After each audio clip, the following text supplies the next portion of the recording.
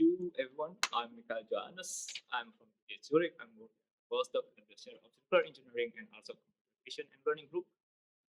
So today I will explore present our work in exploring adaptable office fit-out layouts using Configurable for graphs and partition model. Sorry.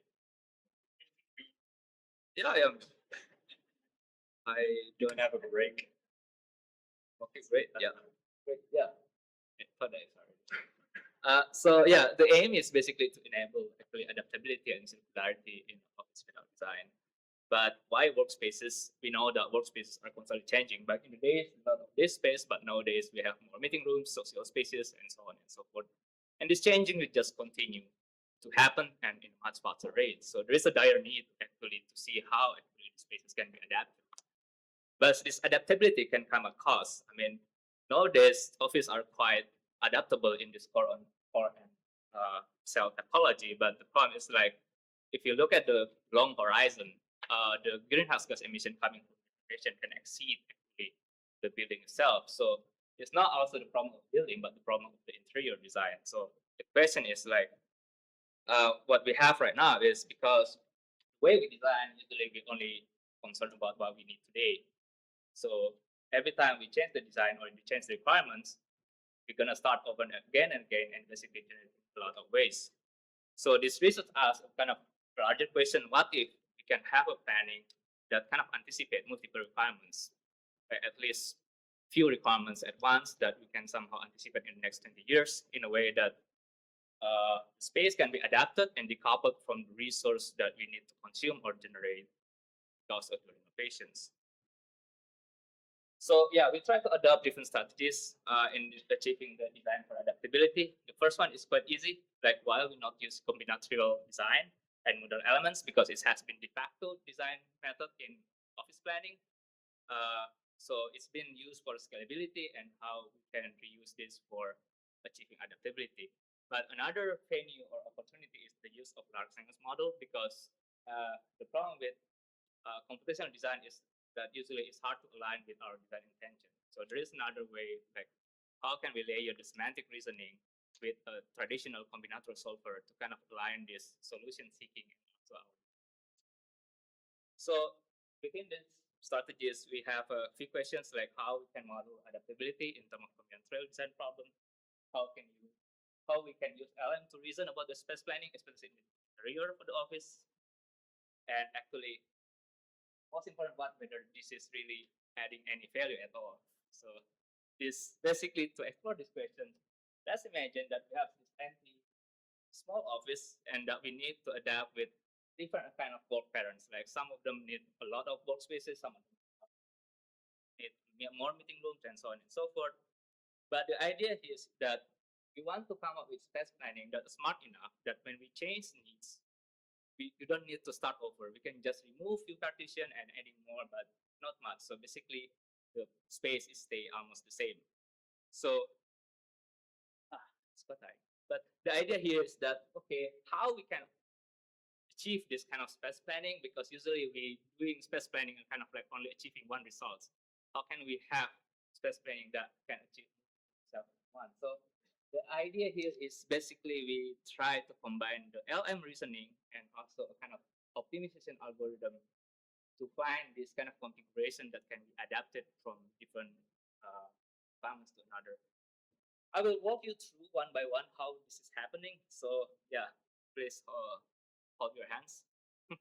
So first, that how we code the space in a way that it can be decoupled from the programs. Why we need to decouple from the program and the functions? Because we believe that one configuration probably can handle more than one program. So we try to model this adaptability by having configuration, like configurable program graphs. So it's kind of like space that you can define, but you don't need to assign function yet.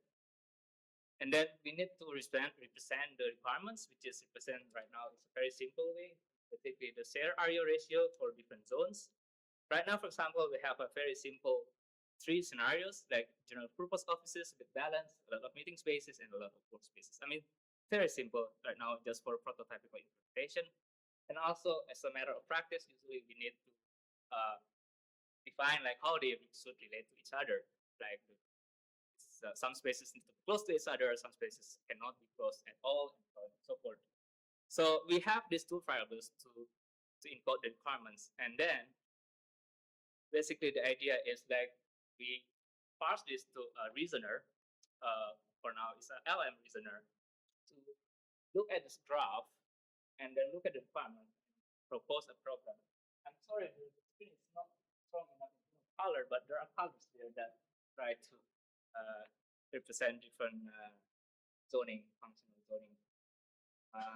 And then basically through optimization algorithm, you turn these requirements into objective functions, and then you loop through these iterations until you find configurations that meet these requirements in an acceptable way. So we zoom out. So basically, this is what we get. We have the input, empty floor plan, and empty office requirements, and the idea that we want to reach the results that we can have adaptable floor plan. To test this, we test with just small LLMs, or now the open source models with different capacities from 14 billion to 150 billion parameters to see how it reacts to different capacities of small model. And as a baseline, we use a constraint programming software that we model how this problem algorithm. So we have a kind of like a baseline. The result is, no surprises, actually the conventional solver better achieve the objective functions, while the LM solution kind of spread around to explore different kind of solutions. So yeah, so far not so good news for the LM solutions, but I mean it's a small model. Probably we can argue that bigger model can do better.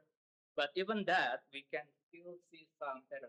Really sorry that actually what I see here is much better than what I have in the screen. So I really consider it better.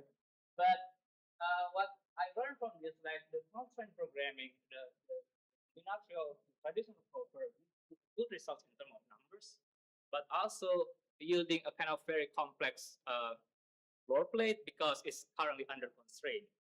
Well, the LM solver gives you some sort of understanding, but for example, in the GPT open source, one on the second row on the right hand side, gives you a good actually it fulfills a good area ratio, but very bad understanding of the topology. So basically, you have a red for achieve like 70 for the score of the adjacency. Well, the smaller model gives you some kind of workable floor plan and also much simpler topology and also much simpler shape of the room.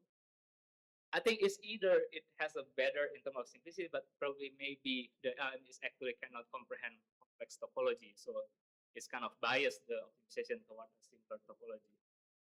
But anyway, this is just a kind of intermediate results, but I want to point out a few findings.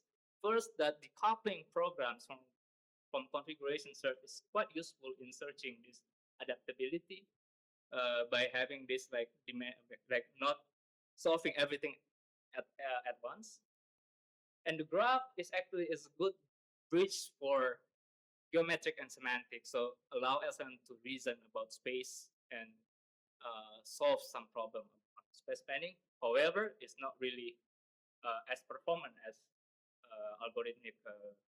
So LLMs probably better as a semantic support, interpret flexible programs, and maybe some kind of like another layer of reasoning on top of the constraint programming solver. So this is the current work suddenly. So we kind of aim for a more hybrid approach. Like we have CP set on top of LLMs so we have CP set as a prior and LLM as a reasoner on top of that to align that with user preference.